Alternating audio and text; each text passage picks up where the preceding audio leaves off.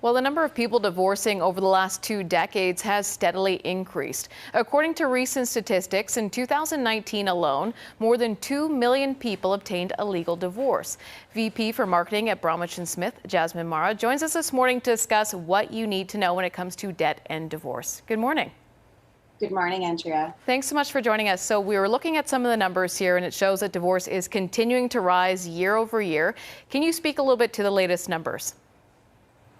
That's right. The latest aggregate numbers from 2019 show 2.68 million Canadians have actually been affected by divorce. Now, to put that in context, there's about 14 million Canadians who are married. So it does affect about 15% of married couples. That seems quite significant, too. And I know that one thing that we wanted to talk about is that at your firm, one of the top external triggers that lead Canadians to file for divorce has a lot to do with money.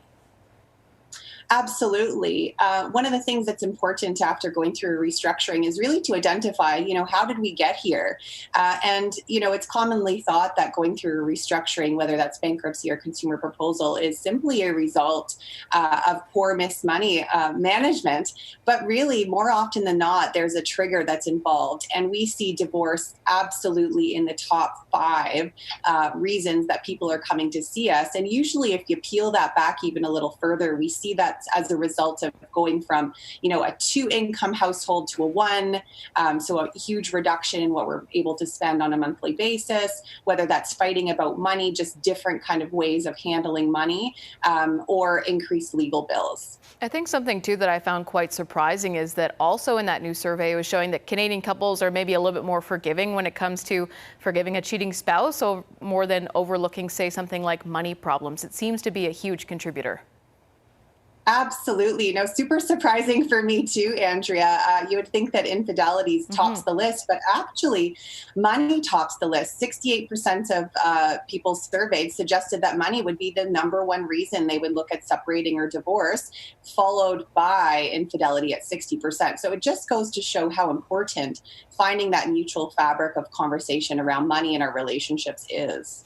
So there's a lot of information here for people to kind of drive home. So I know that you want to focus a little bit more on some things that maybe we should know when it comes to debt and divorce. So we'll let you kick that off.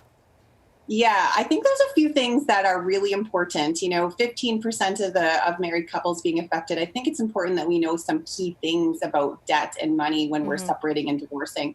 And the first thing is joint debt. Very common, as you know, in a marriage to have joint debt. And what that means is there's 2 names on a particular debt. So could be a home, a vehicle, maybe you've applied for a loan. But what's important to know about this is if there are 2 names on a debt, it means that both are equally liable. So if one person decides they're going to stop paying that debt for any reason in a divorce or a separation, it does mean that the responsibility falls squarely on the other party.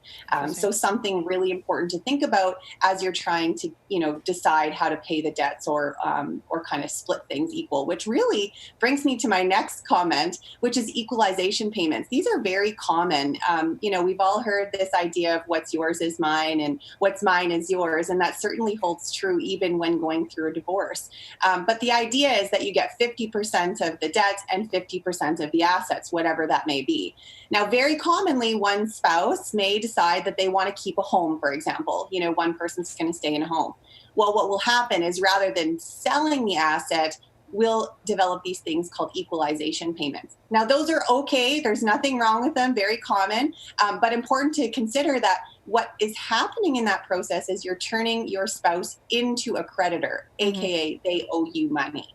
And so if for some reason they did decide to go into a legal restructuring, they actually wouldn't have to pay you that money. So really important to think about where are each party from a debt perspective. If one's overloaded, maybe equalization payments aren't what you want to think about. Rather, just sell your assets and take the proceeds instead.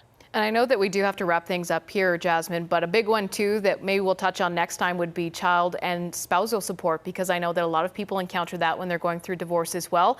I know for people at home, if they're watching this right now, they're feeling a little overwhelmed or they're in a similar situation. The best thing to do is to be speaking with a professional like yourself. So to do that, they can head online to bromwich.smith.com. Thank you so much, Jasmine, for joining us. Lots of great advice there. Thanks, Andrea. Debt Real Talk with Bromwich+Smith. Free confidential debt relief consultations.